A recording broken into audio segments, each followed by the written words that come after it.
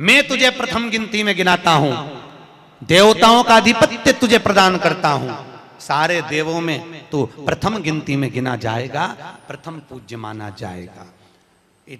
बस शंकर भगवान ने वर दिया, थोड़ी देर बाद कार्तिकेय महाराज आ गए। कौन आए? जम के बोलो जरा, कार्तिकेय। और कार्तिकेय जी आए और आकर बोले, पिताजी दंडवत करा, प्रणाम करा, साष्टांग करा, मैं परिक्रमा कर कर आ गया। मैंने परिक्रमा करा। अब इधर तो देवता सब, सारे देवता मिलकर अक्षत छोड़ रहे गणेश जी के ऊपर, स्वस्ति वाचन हो रहा, लोग प्रणाम कर रहे, नमन कर रहे, लोग आवाज लगा रहे, श्री गणेश जी महाराज की। अब सारी दुनिया में आवाज लग रही गणेश जी। तो कार्तिकेय ने पूछा, माँ ये गणेश जी का जयघोष क्यों हो रहा है? गणेश जी के जयकारे क्यों हो रहा है? गणेश जी के लिए इतना जयघोष? तो माता पार्वती ने भगवान शंकर के शब्दों को कार्तिकेय को सुनाया। कार्तिकेय रो पड़े, माँ मैं परिक्रमा कर कर आया, गणेश जी ने केवल आपकी परिक्रमा लगा ली, आपने उसको प्रथम गिनती में मान लिया। माँ उसने बुद्धि का परिचय दिया और मैंने कर्म का परिचय दिया। बुद्धि का परिचय, कर्म का परिचय।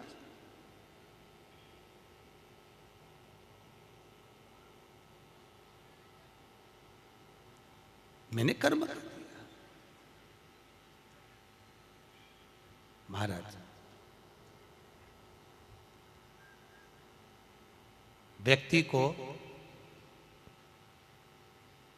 उसके भाग्य का मिलता है कि कर्म का मिलता है? जल्दी बोलो। कर्म का। आपका क्या विचार है?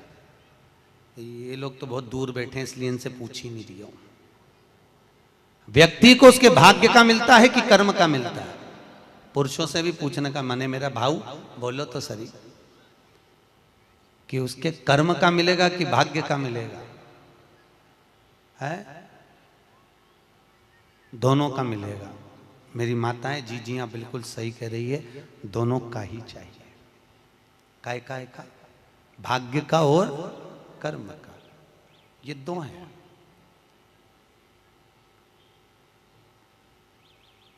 बैंक में एक लॉकर होता है, उस लॉकर में लोग अपनी रकम रखते हैं। बोलो तो सही है गलत? रखते हैं कि नहीं रखते? अपनी चेन, अंगूठी, मोबाइल, पर्स सब लॉकर के अंदर रखते हैं। बैंक में लॉकर होता है, लॉकर में रखने के बाद में लॉकर की दो चाबी होती है। कितनी चाबी लॉकर की? दो। एक चाबी तुम्हारे पास, एक चाबी मैनेजर के पास।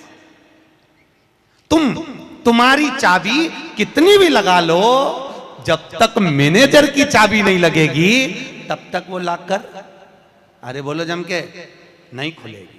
और बैंक का मैनेजर कितनी भी चाबी लगा ले, लॉकर खुलेगा क्या? नहीं, तुम्हारी चाबी लगना जरूरी है। उसी तरह तुम्हारी चाबी है कर्म की चाबी, तुम कितनी भी घुमा लो पर वो ताला नहीं खुल सकता जब तक मैनेजर मेरा शंकर अपनी भाग्य की चाबी घुमा कर नहीं जाए। इसलिए तुम कर्म करो, भाग्य की चाबी मेरा भोलेनाथ घुमाएगा, और कब क्या दे जाए तुम्हें मालूम ही नहीं पड़ पाएगा। इसलिए चाबी दोनों होना चाहिए, एक भाग्य की, एक कर्म की। दो चाबी होंगी लॉकर खुलेगा, अगर एक चाबी लगी तो लॉकर नहीं खुलेगा। गणेश जी महाराज को भगवान कार्तिकेय महाराज बोल रहे हैं, माँ मैं कर्म करने गया था, मैं परिक्रमा करने गया था, और यहाँ गणेश जी महाराज को तुमने प्रथम गिनती में बना दिया। माँ ये क्या हुआ? माता पार्वती को गुस्सा तो बहुत आया, क्रोध भी आया, माँ पार्वती की आंख में अश्रु भी भर गए। महाराज आंसू है माता पार्वती के नयन, अश्रु।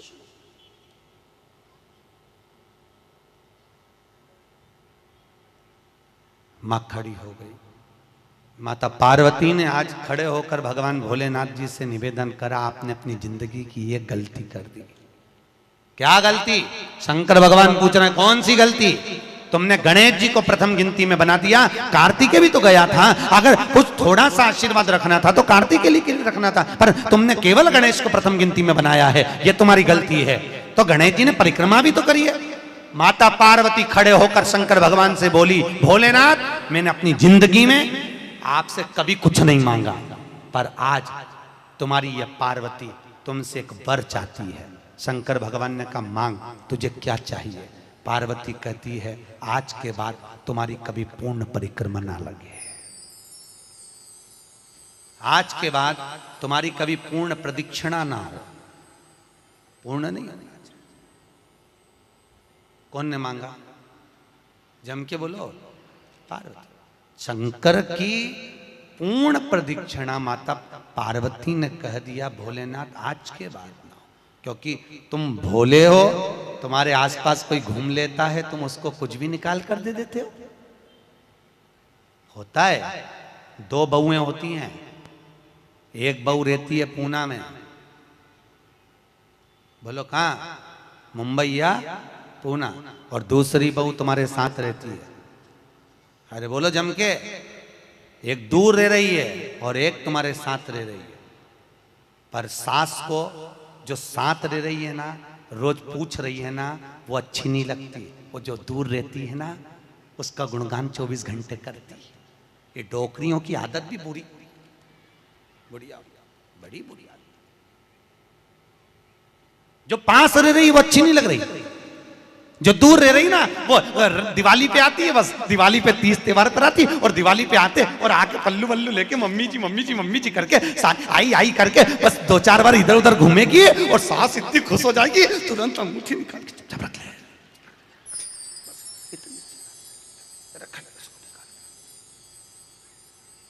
जो तुम्हारे पास में है वो बुरी लग रही है। वो चाय दे रही है, दूध दे रही है, बस बोलने में कभी कभी बोल देती है। अब बहुएं हैं बेचारी, हो जाता है।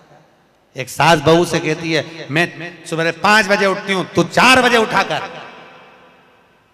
अब वो झगड़ा करते करते हमारे पास आ गए और हमारे पास आके बोली गुरुजी ये मेरी सास मुझे परेशान करे। मैंने बोला तेरी सास को क्या बोल रही है? तो क्या मैं 5 बजे उठूं तो बहू 4 बजे उठना चाहिए। तो मैंने कहा अच्छी बात बोली, कोई दिक्कत वाली बात नहीं है। एक काम कर, बहू की उम्र है 20 साल, तेरी उम्र है 70 साल, तू 20 साल की बन जा, मैं भी इसको जगाना चालू कर देता हूं। जब तुम, वो कहते हैं ना सास भी कभी बहू थी, जब तुम बहू थे तुम भी खूब अलमस्त चकाचक सोते थे और तुम्हारी सास पहले उठती थी। बुढ़ापे में नींद नहीं आती जीजी, नहीं आती। आती क्या? अरे बोलो तो, आती बुढ़ापे में नहीं। मनुष्य की उम्र, गधा की उम्र, कुत्ता की उम्र और उल्लू की उम्र बराबर थी। किस किस की? जम के बोलो। मनुष्य, गधा, कुत्ता, उल्लू, सबको पहचानती हो? ठीक है, सबकी उम्र बराबर है, 40-40 साल। मनुष्य पहले 40 साल का था, गधा 40 साल का था, कुत्ता 40 साल का था, उल्लू 40 साल का था। सबकी उम्र लेवल में बिल्कुल बराबर थी। भगवान क्या देर अंधेर कुछ ये ऊंचा नीचा लेवल अपने यहां चले, भगवान क्या नहीं चले। भगवान ने सबकी उम्र 40-40 साल रखी, सबकी उम्र 40। एक दिन गधा भगवान के पास में आया और गधे ने भगवान से आकर कहा अरे भोलेनाथ। भगवान शंकर ने पूछा क्या हो गया? महाराज हमारी उम्र 40 साल की दे दी, हम लोगों का बोझा ढोते रहे, लोगों का वजन ढोते रहे, महाराज हमारी उम्र बिल्कुल आधी कर दो, बिल्कुल आधी, हमें इतनी लंबी उम्र नहीं चाहिए। भगवान ने कहा ठीक है गधा, आज से तू 20 साल का। गधा कितने साल का हो गया? अरे जम के बोलो 20 साल का। थोड़ी देर बाद मनुष्य, आवाज सेट करो, मनुष्य इको खत्म हो गया, डिले नहीं आ रहा, मनुष्य। और थोड़ी देर बाद में मनुष्य भगवान के पास पहुंचा। भोलेनाथ आगे वापस आगे मनुष्य पहुंचा और भगवान के पास जाकर बोला भोलेनाथ। भगवान शंकर ने पूछा तुझे क्या हो गया? भोलेनाथ 40 में मेरा क्या होगा प्रभु? भगवान ने कहा गधे की बच्ची है, कितने साल बचे हैं? 20। मनुष्य कहा दे दो प्रभु, भगवान ने कल ले जा। कितने का हो गया? जम के बोलो 60 का। थोड़ी देर बाद कुत्ता आ गया। कुत्ता शंकर जी से बोला भोलेनाथ। शंकर भगवान ने पूछा तुझे क्या हो गया? महाराज 40 साल की उम्र दे दी, लोगों के दरवाजे पर बैठा रहूं, दरवाजे पे बैठकर झूठन चाटूं, दरवाजे पे बैठ कर रोटी खाऊं, दरवाजे पे दुम हिलाऊं और दरवाजे पे से चिल्लाऊं महाराज मेरी उम्र कम कर दो। भगवान ने कहा ठीक है कुत्ता, आज से तू 20 साल। थोड़ी देर बाद मनुष्य फिर आ गया। भोलेनाथ 60 में क्या होगा? भगवान ने कहा कुत्ता की बच्ची है कि चल जाएगी, ले जा। कितने का हो गया? 80। थोड़ी देर बाद उल्लू आया।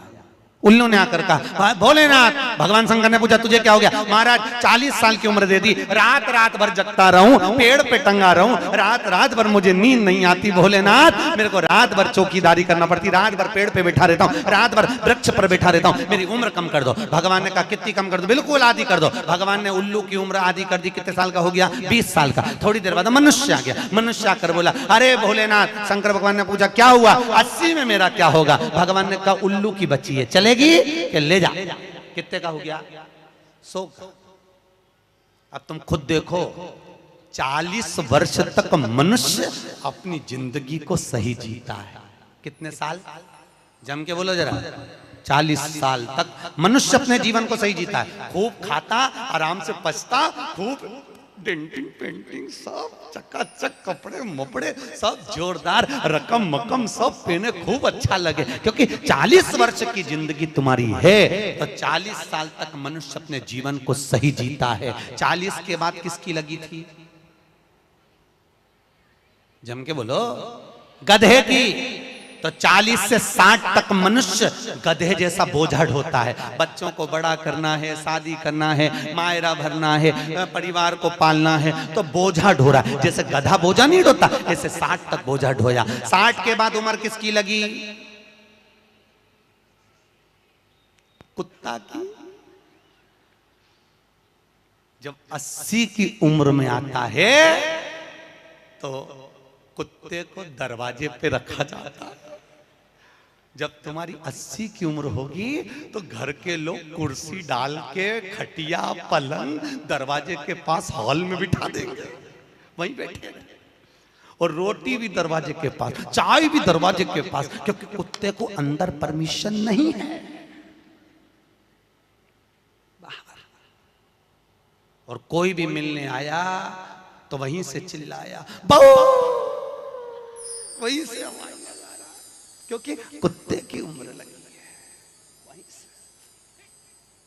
वहीं से अब कुत्ते के बाद में 80 के बाद 80 से 100 उल्लू की। डॉक्टर साहब क्या गई? डॉक्टर साहब मुझे रात में नींद नहीं आती। डॉक्टर साहब ने टेबलेट दे दी, नींद की गोली दे दी, डॉक्टर साहब ने इंजेक्शन लगा दिया। कितने भी अच्छे अच्छे डॉक्टर को दिखा लेना, पर 80 से 100 साल की जब उम्र होगी, डॉक्टर को क्या मालूम कि किसकी लग गई। शिव महापुराण कहती है 80 से 100 में कितनी भी दवाई खाओ, कितने भी इंजेक्शन लगवाओ, पर रात्रि को नींद नहीं आएगी। गोली खा भी लोगे तो रात के 1:30-2 बजे तक चकाचक सोएगी, 2 बजे के बाद उल्लू जैसी बैठी रहेगी। 2 बजे के बाद कितना भी खाओ, कितनी भी दवाई खाओ, कितने भी अच्छे डॉक्टर को दिखाओ, पर 80 से 100 में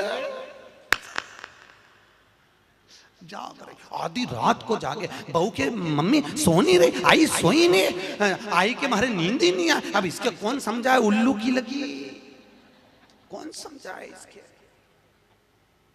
80 से 100। अपन तो सब कथा छोड़ो, अपन अपनी कथा पे आओ। चलो महाराज, तो जो बहुत दूर रहती है ना वो अच्छी लगती है, जो पास में रह रही दूर के ढोल सुहावन, ठीक नहीं है, श्रेष्ठ नहीं है। भागवत ज्ञान गंगा यज्ञ समिति वालों, काय श्रेणी की कथा 10-15 मिनट ज्यादा हो जाए तो कोई दिक्कत तो ना है? हाँ, क्या विचार है तुम्हारा? नहीं, अगर खाना हो तो मैं तुम अक्षतम केसम कर दूं, मारे का ये मिर्ची का ठेसा तैयार, अपने कहीं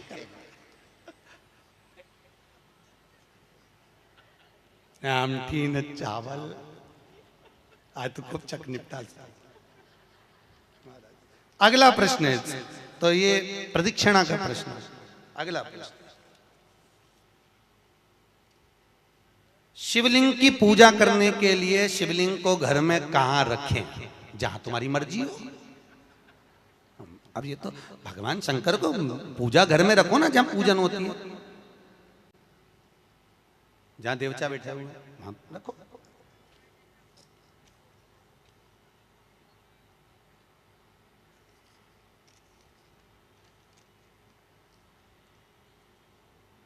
पीपल के पेड़ को सोमवती अमावस्या के दिन 108 फेरी क्यों लगाई जाती है? वाह, बहुत बढ़िया। हमने तो नहीं की कि लगाओ, अब तुम्हारा मन है 108 लगाने का। याद रखना, पीपल के वृक्ष की परिक्रमा करने से वैभव बढ़ता है, आंवले के वृक्ष की परिक्रमा करने से लक्ष्मी बढ़ती है। याद रखिए, तुलसी की परिक्रमा करने से सौभाग्य बढ़ता है। अब 108 मन का लगाओ, चाहे 208 लगाओ, 216 लगाओ, ये आपके ऊपर है। यहाँ आपका भाव होना चाहिए कि हम भगवान को कैसे रिझाएं, कैसे रिझाएं, ये आपका भाव है। उसका फल क्या है? तो उसका फल वैभव प्राप्ति का है, धन प्राप्ति का, यश प्राप्ति का। आप जितनी लगा,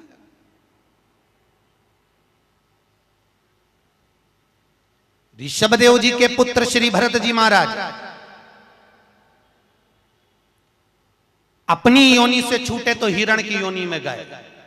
हिरण की योनि पाने के बाद श्री ऋषभदेव जी के पुत्र जो भरत जी थे, हिरण की योनि में आने के बाद में, हिरण की योनि पाने के बाद भरत जी को लगा कि मैं इस हिरण की योनि में पड़ गया हूं, इससे मुक्ति कैसे मिलेगी? तो हिरण की योनि में आने के बाद भरत जी महाराज पीपल के वृक्ष के नीचे जो संत बैठे हुए थे उनकी 108 परिक्रमा करते थे हिरण की योनि में। तो हिरण की योनि के 108 परिक्रमा कर रहे थे। उस दिन थी सोमवती अमावस्या का दिन, जिस दिन हिरण की योनि से परिक्रमा करते करते भरत जी महाराज छूट गए थे और वापिस मनुष्य की योनि में आ गए थे। ये 108 परिक्रमा का फल है। ऋषभ जी के पुत्र हिरण की योनि से छूटकर परमात्मा की भक्ति को, मनुष्य देह मिल गई। शायद हो सकता है हम मानव की देह में हैं और मनुष्य की देह में आकर अगर हम भगवान की 108 परिक्रमा लगाते हैं, हम भगवान का भजन करते हैं, 108 परिक्रमा के अंतर्गत हम डूबे रहते हैं, तो हो सकता है मनुष्य की योनि से छूटकर हम देव योनि में चले जाए, भगवान की परास प्राप्त हो जाए। मां तो शास्त्र कह रहा है, अंजना माता गौतम बाबा से कहने पर शंकर की आराधना कर रही है। और आराधना करी माता अंजना ने, शिव जी की आराधना करी, शंकर की जब आराधना करी, शंकर का अभिषेक करा, भगवान भूत भावन प्रसन्न हो गए और शंकर भगवान ने उसी समय माता अंजना को वर प्रदान करा, तो चिंता मत कर, तेरे घर में पुत्र होगा। पुत्र, तू क्यों चिंता कर? भगवान शंकर जब भी देते हैं छप्पर फक के देते हैं। भगवान कृष्ण के यहाँ कितने बच्चे दिए? 1,77,086।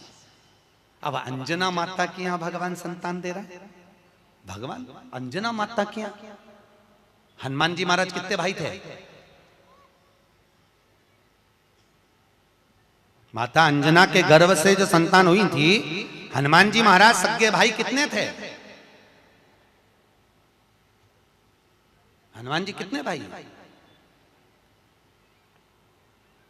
अरे बोलो तो सही, हनुमान जी भाई कितने हैं? सगे भाई कितने हैं हनुमान जी महाराज? तो अंजना माता ने जब भगवान शिव की आराधना करी, शंकर की जब आराधना करी, तब भगवान शंकर प्रसन्न हुए। समय बीता, माता अंजना के गर्भ में भगवान शंकर के तेज पुंज को पवन देव ने ले जाकर माता अंजना के गर्भ में स्थापित करा। स्थापित करने के बाद पूर्णिमा के दिन, चैत्री पूर्णिमा के दिन, भगवान अंजना माता के गर्भ से शंकर का ही एक अवतार श्री हनुमान जी महाराज प्रकट हुए हैं। महाराज श्री हनुमान जी महाराज की। हनुमान जी सगे भाई हैं 6। कितने भाई हैं? 6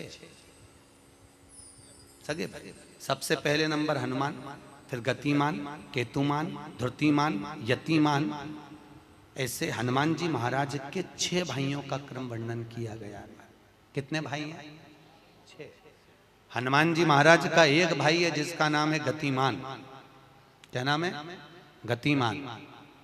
और जिसके यहाँ पर फैक्ट्री हो, किसी भी तरह की फैक्ट्री हो, चाहे वो नट बोल्ट की हो, पानी की हो, किसी भी तरह की फैक्ट्री हो, अगर फैक्ट्री में जरा सी भी तकलीफ आती है तो हनुमान जी महाराज के उल्टा पांव, लेफ्ट पांव के नीचे का सिंदूर लाकर गतिमान का नाम लेकर अगर फैक्ट्री पर स्वस्तिक बना दिया जाता है तो वो फैक्ट्री धड़ाके से चलना चालू हो जाती है, कभी खराब नहीं होती, कभी परेशान नहीं करती। महाराज गतिमान, हनुमान जी के 3रे नंबर का भाई गतिमान का नाम।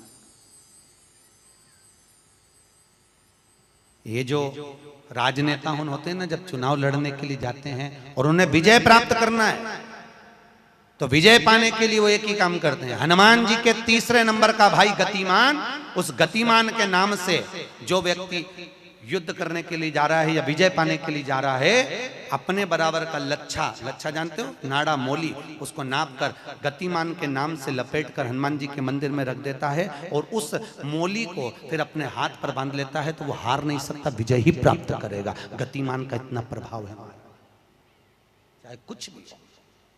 गतिमान, गतिमान है, वो नीचे नहीं गिरने, उसकी प्रखरता। गतिमान। श्री हनुमान जी महाराज का प्रागट्य हुआ, अंजना माता के गर्भ से श्री हनुमान जी महाराज प्रकट हुए। पवन तनय संकट हरन मंगल मूर्त रूप, राम लखन सीता सहित हृदय बसौ सुर भूप। श्री हनुमान जी महाराज प्रकट हुए। देवताओं ने पुष्पों की वृष्टि करी, गंधर्व गान करे, अप्सरा नृत्य करी, चारों तरफ सुख समाहित हुआ। श्री हनुमान जी महाराज की। हनुमान जी महाराज प्रकट हुए। प्रबल। रावण को मारने में सबसे ज्यादा सहयोग किसने करा था? अरे जम के तो बोलो, हनुमान जी। पूरी पृथ्वी पर सबसे ज्यादा मंदिर किसके हैं? बोलो तो हनुमान के।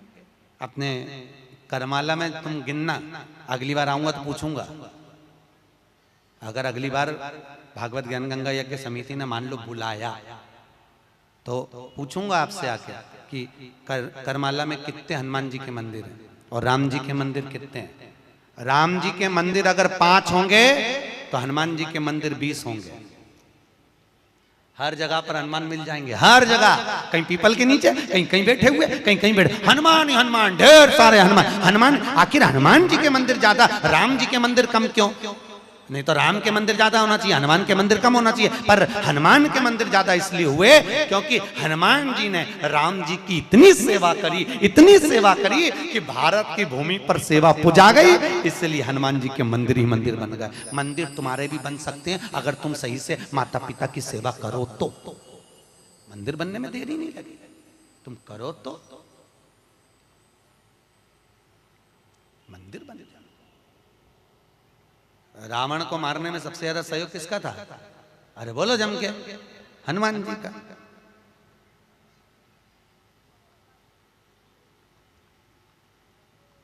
राम जी ने रावण की नाभि में बाण मारा था कि नहीं मारा था? अरे बोलो जम के, क्या था नाभि में? अमृत। तो जब रावण की नाभि में राम जी महाराज बाण मार रहे हैं तो रावण क्यों नहीं मर रहा? मर जा रावण, क्योंकि नाभि में अमृत है, वो तो सूख चुका है, मरे ना। फिर मरता क्यों नहीं है राम? क्यों नहीं मरा रावण? राम जी से 10 मुख हो गए फिर भी नहीं मर पाया। फिर तैयार, फिर विभीषण कह रहा है कि ये रावण की नाभि में अमृत है, मारो। और राम जी बाण पर बाण छोड़ रहे हैं तो रावण नहीं मर रहा, धराशायी होकर नहीं गिर रहा, वहीं की वहीं खड़ा है, स्थिर की स्थिर, मरने को तैयार ही नहीं है। ये भी बड़ी विचित्र सिचुएशन है। मर ही नहीं लिया। चिंता लग गई हनुमान जी को युद्ध देखते देखते। हनुमान जी महाराज समझ गए जरूर कोई बात है जिससे ये रावण नहीं मर गया। भगवान ने इतने बाण छोड़ दिया नाभि में, विभीषण करे नाभि में मारो, नाभि में ही भगवान मार रहे हैं तो भी नहीं मर रहा। हनुमान जी महाराज ने देखा युद्ध अपनी जगह चलता रहेगा, हनुमान जी गए लंका के अंदर पहुंच गए। एक पंडित जी का रूप रखा, संत का रूप रखा, गुरु का रूप रखा और ब्राह्मण का रूप रखकर हनुमान जी अंदर आए लंका में। और लंका में सब सब सब लोगों के हाथ देखने लगे, हाथ दिखाओ। अब सही सही बताया, हनुमान तो हनुमान, सबका भाग्य बता रहा है। इतने में मंदोदरी के पास खबर पहुंच गई कि लंका में कोई ऐसा विद्वान पंडित आया है जिसको हाथ दिखा तो भाग्य बताता है। मंदोदरी निकल कर बाहर आ गई।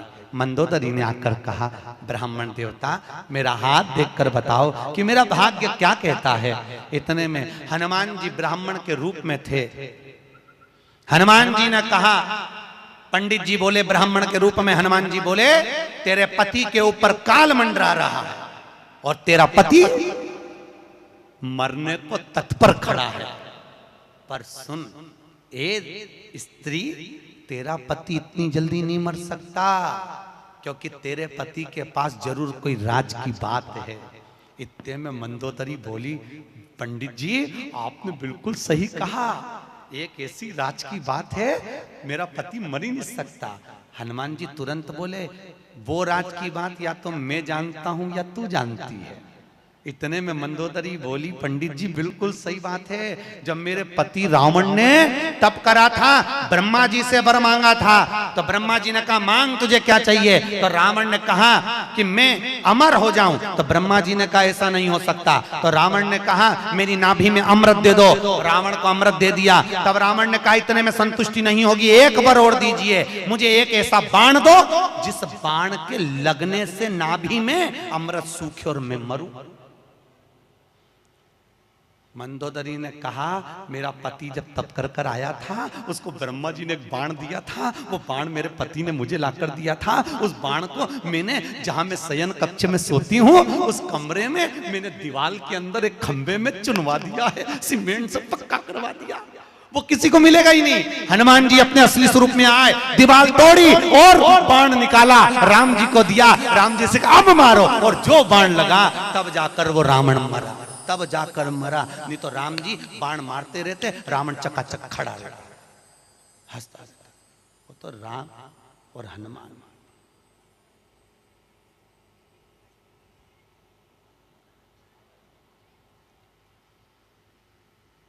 रावण न मरेगा मेरे राम के बिना, और राम न मिलेंगे हनुमान के बिना। श्री राम जय जय राम, श्री राम जय राम। भगवान राम जी महाराज आनंद में विराजमान है महाराज, इसलिए भगवत भजन का स्मरण है, भगवत नाम का श्री हनुमान महाराज। पवन तनय संकट हरन, मंगल मूर्ति रूप, राम लखन सीता सहित हृदय बसौ सुर।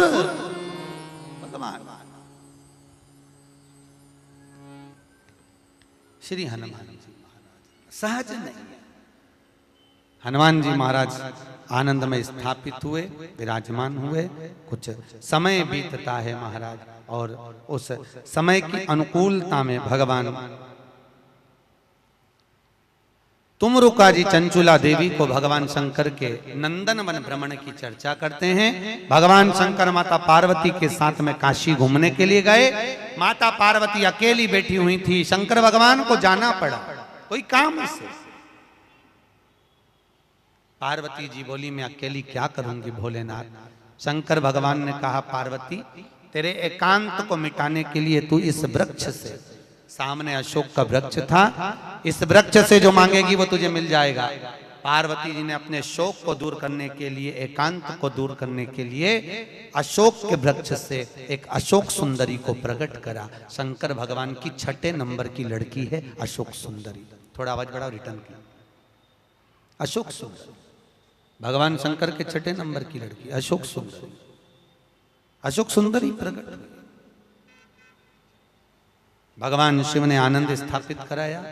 समय आया, आगे जो वर्णन आया भगवान भूत बामन भूतेश्वर भगवान शिव 12 ज्योतिर्लिंग की कथा का स्मरण कराते हैं। 12 ज्योतिर्लिंग की कथा यहाँ पर प्रारंभ होती है महाराज। 12 और 12 ज्योतिर्लिंग की कथा का स्मरण कराया।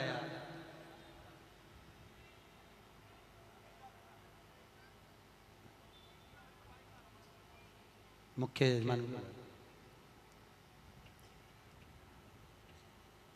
यजमान श्रेणिक जी के पुत्र है ना, उनको बुला लो।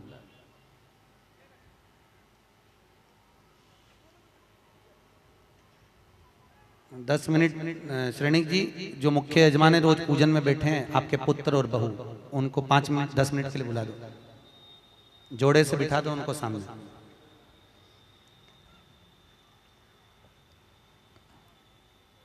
जोड़े से बिठा दो, कहीं पे भी यहीं सामने बिठा दो।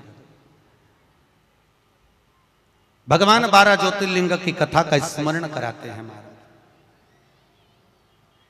श्री तुमरुका जी चंचुला देवी से कहते हैं, चंचुला ये 12 ज्योतिर्लिंग की कथा है जो अखंड सौभाग्य को देने वाली है, लक्ष्मी की वृद्धि करने वाली है, सुख समृद्धि देने वाली है, कार्य में उन्नति देने वाली है, उत्तम फल की प्राप्ति कराने वाली है, वंश की वृद्धि कराने वाली है और हर कार्य में सफलता प्रदान करने वाली 12 ज्योतिर्लिंग की कथा है महाराज। चंचुला देवी कहती है महाराज वो 12 ज्योतिर्लिंग की कथा हमें श्रवण कराएं। भगवान शंकर ने अपनी जटा में से बेलपत्र को निकालकर अपने हाथ में रखा है और हाथ में बेलपत्र लेकर भगवान शंकर 12 ज्योतिर्लिंग की कथा का रसस्वादन ग्रहण करते हैं। प्रथम एक बार चंद्रदेव को अपनी काया का अभिमान हुआ, काया के अभिमान से चंद्रदेव बड़े प्रखर हुए और अपनी केवल एक धर्म पत्नी रोहिणी पर ध्यान देते थे, बाकी की पत्नियों पर ध्यान नहीं दिया। सारी धर्म पत्नियों ने जाकर दक्ष प्रजापति से विनती करी। दक्ष ने चंद्रदेव को समझाया, चंद्रदेव तुम मान जाओ, अपनी काया का अहंकार ना करो। चंद्र मानने को तैयार नहीं, रोहिणी पर आसक्ति ज्यादा थी। एक दिन दक्ष प्रजापति ने श्राप दे दिया, अरे चंद्र मैंने अपनी इतनी बेटियां तुझे ब्याही और उसके बाद भी तू केवल एक कन्या पर ध्यान देता है, अपनी धर्म पत्नियों पर ध्यान नहीं दिया। मैं तुझे श्राप देता हूं, तेरा शरीर टपक टपक कर गिरे, तुझे क्षय रोग हो जाए। क्षय शरीर टपक टपक कर नीचे गिरने लगा महाराज। चंद्रदेव इधर उधर भटकते हुए देवऋषि नारद के पास पहुंचे। नारद जी महाराज अपनी मस्ती में भगवत भजन में लगे हुए थे महाराज। नारायण श्रीमन नारायण, नारायण श्रीमन नारायण, नारायण श्रीमन नारायण। गाइए, सब गाइए। नारायण श्रीमन नारायण, ओ नारायण श्रीमन नारायण, नारायण श्रीमन नारायण, नारायण श्रीमन नारायण, ओहो नारायण श्रीमन नारायण, नारायण श्रीमन नारायण, नारायण श्रीमन नारायण, नारायण श्रीमन नारायण, ओहो नारायण श्रीमन नारायण, नारायण श्रीमन नारायण, नारायण श्रीमन नारायण, नारायण श्रीमन नारायण, नारायण श्रीमन नारायण, हे नारायण श्रीमन नारायण, नारायण श्रीमन नारायण, नारायण श्रीमन नारायण, नारायण श्रीमन नारायण। श्री नारद जी महाराज मिले, भगवान चंद्रदेव ने विनती करी, महाराज मुझे काया का रोग हो गया है, कृपा करो। भगवान चंद्र की विनती सुनकर देवऋषि नारद ने शंकर जी का पूजन का विधान बताया। शंकर भगवान प्रकट हुए, चंद्रदेव तुम्हारे काया के रोग को मैं मिटाता हूं, तुम यहाँ पर विराजमान रहना।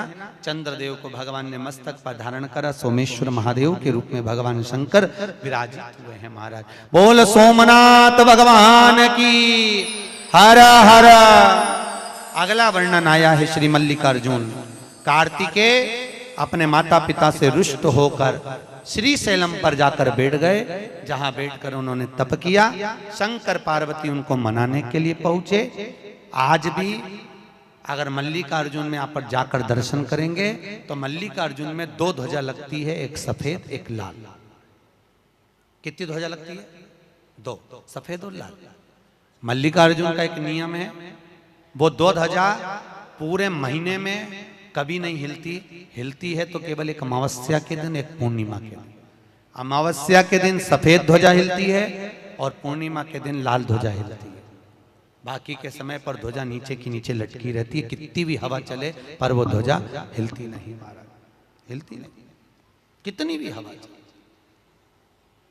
आज भी शंकर और पार्वती कार्तिकेय से मिलने के लिए श्री शैलम पर आते हैं। श्री शैलम आज भी भगवान आज भी। अब कार्तिकेय जी वहां विराजमान हुए, भगवान शंकर उनसे मिलने के लिए वहां पधारे। मल्लिकार्जुन के रूप में भगवान शिव विराजमान होते हैं। अगला वर्णन आया है महाकाल।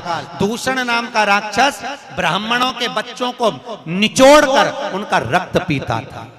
भगवान को सब इन ब्राह्मणों ने पुकारा। शंकर भगवान ने कहा इस दूषण को वरे कि ये जब मरेगा इसका रक्त जहां गिरेगा उससे और भी दूषण उत्पन्न हो जाएंगे। तो एक काम करो, भगवान शंकर ने कहा मेरी बहन के पास जाओ। शंकर जी की एक बहन थी, केवल एक बहन शिव जी, जिसका नाम था क्षिप्रिया। क्या नाम था? क्षिप्रिया, जिसको आजकल लोग छिपरा कहने लगे। शिव जी की एक ही बहन थी, क्षिप्रिया।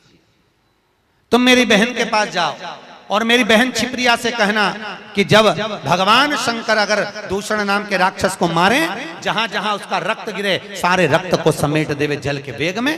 क्षिप्रिया ने वैसे ही करा। भगवान शंकर